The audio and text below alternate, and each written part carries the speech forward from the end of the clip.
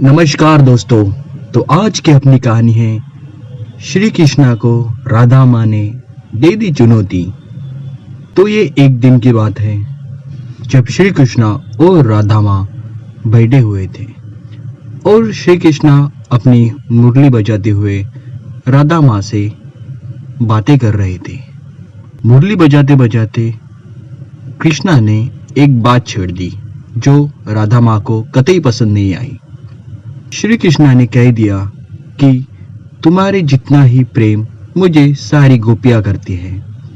यह बात सुनकर राधा माँ आग बबूला सी हो गई और श्री कृष्णा को कहने लगी, अगर तुम अपनी बांसुरी बजाते रहो और गोपियां तुम्हारी तरफ खींचते चली आई तब मैं मानूं।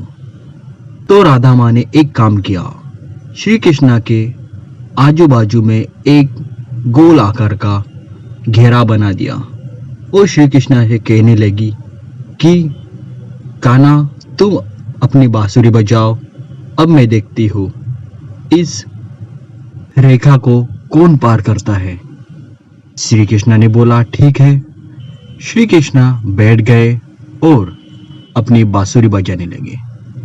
जैसे ही श्री कृष्णा ने बांसुरी बजाना शुरू किया वैसे ही गोपियां एक एक करके अपने सारे काम धाम छोड़कर जैसे मंत्रमुग्ध होके कृष्णा की तरफ आने लगी और उस रेखा के पास आकर सभी गोपियां रुक गई।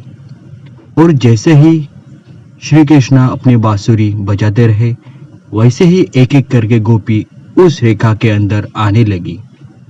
ये सब देखकर राधा माँ अचंभित हो गई और श्री कृष्णा से कहने लगी कि हे श्री कृष्णा मुझे माफ कर दीजिए। मैंने आपको चुनौती दी कि मैं समझ ही नहीं पाई कि मेरी जितना ही प्यार ये सभी गोपियां आपसे करती है। ये बात मुझे आश्चर्य में डाल देती है। तो राधा माँ को अपनी गलती का एहसास हुआ और उन्होंने श्री कृष्णा से माफ़ी मांगी कि मैंने आपको इस प्रकार की एक चुनौती दी। तो ये थी दोस्तों आज की एक अपनी छोटी सी कहानी कि कैसे श्री कृष्णा ने अपने बांसुरी से मंत्रमुग्ध होकर सभी गोपियों और राधा माँ को एक अपनी लीला दिखाई।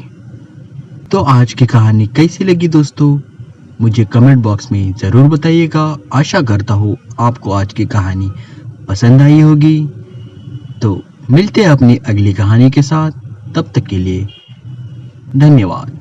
जय श्री कृष्णा।